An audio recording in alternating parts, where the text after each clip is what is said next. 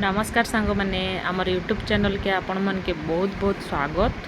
आ देखो आज मुई पूरा देसी चिंगड़ी संगे बैगन आलू और डुणका सब्जी बन कर आपन के देखामे पूरा देसी तरीका रे। आ केनता लागला खाली आपन मते कमेंट करी जणाबे। देखो तुम तेल गरम होक लगी दे देथिली सेने सरसों टिके फुटन दे देली। इहादे मुई सरसों फुटी सारला बादे इने टिके तेज पत्तर पकई देमी। तापरे आमर पियाज टिके पकईदेमी गोटे काटी थी पियाज के पकईदेली।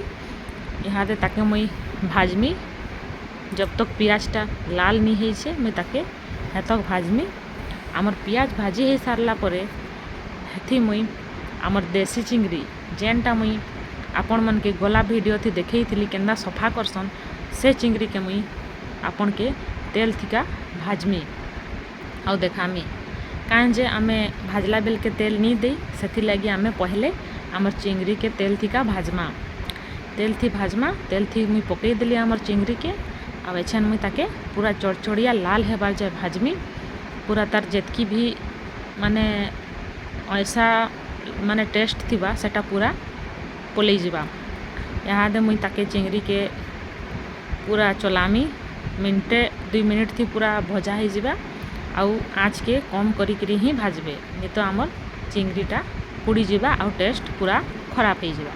तो देखुन मुई पूरा भाजी दौछे चिंगड़ी के आमर इटा भजा हो सारला परे देखबे केंदा कलर दिसबा केते सुंदर। आउ इटा भाजी सारला परे ही आपन जेन जेन सब्जी मुई बताली आपन आउ किछि भी भिरई पारते थी पूरा मिक्स भिरई करी संतुला बागिर बनाबे केते टेस्ट लागसी। थरे बनाबे खाई करी मते बताबे कमेंट थिका जनाबे जे आपण मन के केनता लागला।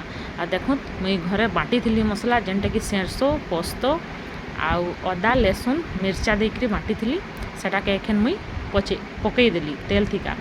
आ तेल थिका पकई देली तापरे मुई टिके कलर आनबार लगी आमर कस्तूरी लाल मिर्चा के पकई देली। पकई सारला परे मुई इटा के मिनटे लगी भाजी देमी। काँ जेका आमे चिंगड़ी संगे मसला के भाजले सेटा आउ टिके बढ़िया टेस्ट आसी आमर तरकारी थी। तो देखो मुई केंदा चड़चड़िया मसला और चिंगड़ी के भाजी देनी जेनता कि आमर मसला तेल के छाड़ी दौछे। देखो एखन आमर मसला पूरा रेडी हो गला भजा होकरी। इथिका आमे आमर बैगन आलू और डुणका जेनटा कि काटी थिलु सेटा के धुई धुआ करी रखीछे एछन इटा के मुई इथिका पकामी। आ देखो मुई पकई देली तापरे इति आमे स्वाद अनुसार लून टिके पकामा। तो मुई एछन नून टिके पकई दौछे। पकई सारला परे इटाके मुई टिके चलई देमी। चलाला परे इटाके मिनटे 2 मिनिट ढाकी करी सिझेई देमा। पूरा चड़चड़िया सिझेई सारला परे भाजी देमा ताके। तार परे देखबे आमर सब्जी केनता टेस्ट लगबा। आपण माने कहबे जे हाँ एंता तरीका रे रांधले बहुत स्वाद लागसी।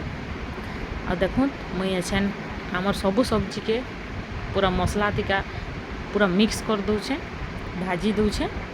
पूरा मसला मिक्स लूण मसला सब मिक्स हो सारला परे मुई इथिका इटा के ढांकी देमी 2 मिनिट 3 मिनिट लगी ढांकी करी सिझामा ताके। आ देखो आमर सब्जी अधा सिझी जाइछे केंदा सब्जी माने पानी छाड़ीछे। देखो आ केते सुंदर दिसुछे जितकी सुंदर देखबार लगी दिसुछे हेतकी सुंदर खाबार लगी भी लागसी और बहुत टेस्ट लागसी। आपन खाए एंता मोर बागिर बनै करी खाई देखबे।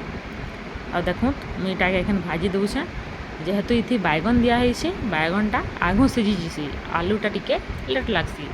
तो देखो एछन मुई इथि 3टा टमाटर काटी देइथिली हेटा के एछन आमर सब्जी थिका पकई देमा। पकई सारला परे मुई ढांकी देमी मिनटे लगी। ढांकी सारला परे आमर टमाटर देखो टिके अधा सिझी जाइछे अधा कंचा अच्छे। तो आमे इटाके चलई देमा टिके टिके चलई भाजमा जेनता कि आमर टमाटर पूरा सिझी जीवा। अब इहादे देखो मुई इथिका टिके पानी पकाउछे। आमर जेहेतु इटा सब्जी बनाउछु पानी नहीं हेले झोल नहीं हेले आमे देसी लोग आमके स्वाद नहीं लागे। तो मुई देखो पानीटे पकई देली। पानीटे पकई सारला परे इटाके आमे टिके घाटी देमा। घाटला परे इटाके आमे 2 मिनिट लगी ढांकी करी छाड़ी देमा। देखो इहादे केनता रंग भी दिसुछे ଆଉ ଯେତ୍କି ରଙ୍ଗ ଦିଶୁଛେ ସୁନ୍ଦର ନା ସେତ୍କି ଖାଇବାର୍ ଲାଗି ବି ଟେଷ୍ଟ ଲାଗ୍ସି। ଆଉ ସାଙ୍ଗମାନେ ମୋର୍ କହବାର୍ଥି ଭୁଲ ହେଇଯାଉଥିଲେ ମୋତେ ଟିକେ କ୍ଷମା କରିବେ, ଯେହେତୁ ମୁଇଁ ନୂଆ ନୂଆ ଇହାଦେ ଭିଡ଼ିଓ ମାନେ ବନଉଛେ ତ ଟିକେ ଫ୍ରି ନିହା ହୁଏ, ତ ସେଥିଲାଗି ଟିକେ ଫ୍ରିଲି ମୁଇଁ କହି ନି ପାର୍ବା। ତ ଧୀରେ ଧୀରେ ଶିଖିଯିମା ସେଟା ବି। ତ ଦେଖୁନ୍ ମୋର୍ ତୁନ୍ କେତେ ବଢ଼ିଆ ଦିଶୁଛେ। ଆପଣମାନଙ୍କୁ ମୋର୍ ଭିଡ଼ିଓଟା ଭଲ୍ ଲାଗିଥିଲେ ମୋର୍ ଚ୍ୟାନେଲ୍କେ ସବସ୍କ୍ରାଇବ୍ କରିଦେବେ ଆଉ ଭିଡ଼ିଓକେ ଲାଇକ୍ କରିଦେବେ।